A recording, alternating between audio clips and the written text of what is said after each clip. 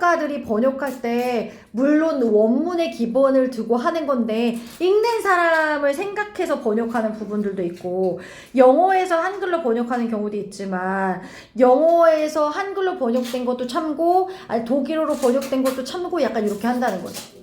그죠? 그래서 모든 번역가들은 약간의 압박을 느끼거든요. 독자 공동체로부터의 약간 압박을 느껴. 왜냐하면 그들이 뭘 해?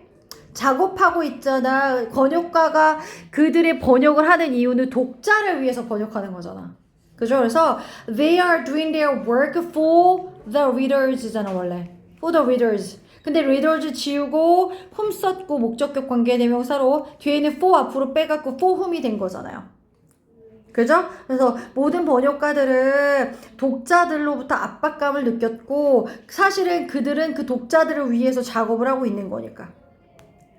그래서 모든 translators arrive at their interpretations in dialogue with other people. 모든 번역가들은 도달합니다. 그들의 해석에 도달하는데 누구랑 대화해?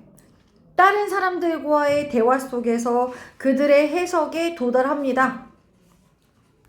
무슨 얘기냐면 The English poet Alexander Pope, 그 영국의 시인 알렉산더 포프는 꽤 그 그리스어를 굉장히 잘했단 말이야. Pretty good Greek.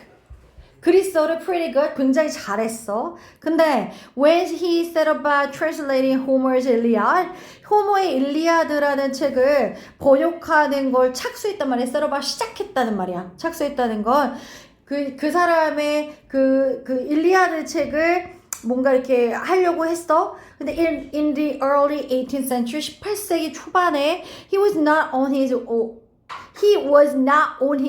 이게 무슨 말이야? 혼자가 아니었다. 같이 했다? 누구랑 같이 했다는 거야?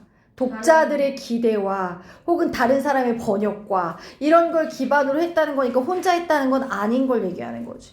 그죠? He had a Greek commentaries to refer to, and translation that had already been done in English, Latin, and French. And of course, he had a dictionaries.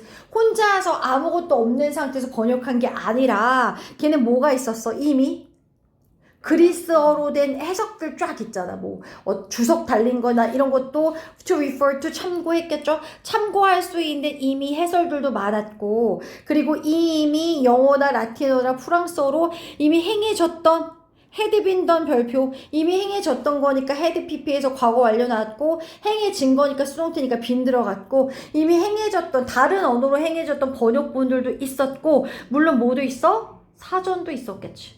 그죠? 그래서 translator always draw on more than one source text.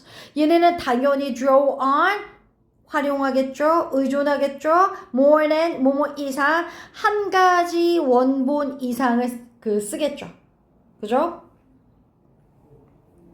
그래서 even when the scene of translation consists of just one person with a pen, paper, and a book that is being translated, or even when it is just one person translating oral for another, that person's linguistic knowledge arises from lots of other texts, other conversation. 그건 맞는 말이죠. 당연히 예를 들면 그 번역 현장을 딱 보면 내가 만약에 뭘 번역해 그러면 그건 일반적으로 뭐로 구성돼 있어?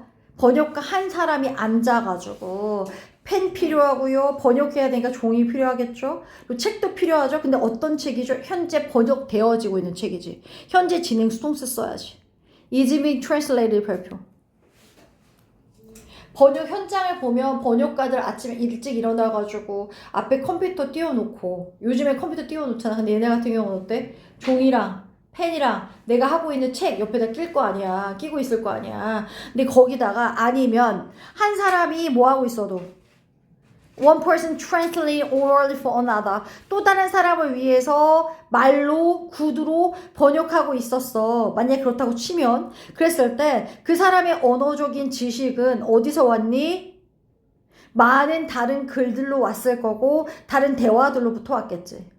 그 다른 대화라는 게 그런 거죠. 다른 번역가들이 해놓은 글과 내가 스스로 대화를 할 거다. 이미 내가 번역하고 있는 책에 대한 내가 기존에 알고 있던 지식들 있잖아. 다른 어떤 주석들을 읽었다거나 그런 걸 얘기하는 거지. 그래서 even then he or her idea of the translation's purpose will be influenced by the expectation of the person or people it is for. 너무 당연. 그리고 나서 그나 그녀의 생각 있잖아. 그 번역의 목적에 대한 그나 그녀의 생각은 당연히 영향을 받을 겁니다. 기대치가 있겠죠. 그 사람이나 사람들 그 번역이 누굴 위한 거냐는 거죠. 읽는 사람들을 위해서 약간 좀 뭐랄까 어려운 그림에 좀 더 쉽게 풀어서 한다거나 이렇잖아. 이게 되게 근데 그렇다? 그 통역하는 사람들도 마찬가지겠지만 말하는 사람이 개떡같이 말하고 있어. 근데 그 개떡같이 말하는 것도 똑같이 전달하는 게 통역사의 역할인 거 맞거든요?